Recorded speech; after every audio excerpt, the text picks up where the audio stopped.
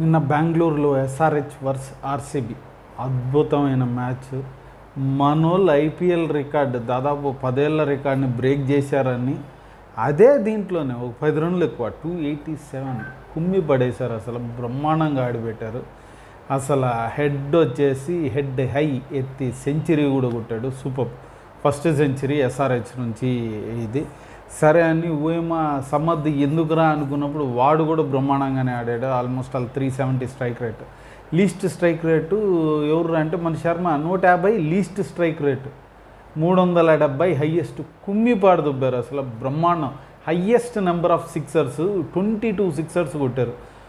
మొత్తం మనం 19 force 22 sixers ఇరగదీశాము. వాళ్ళు కూడా బ్రహ్మాండమైన అటాక్ ఇచ్చారు బెంగళూరు వాళ్ళు.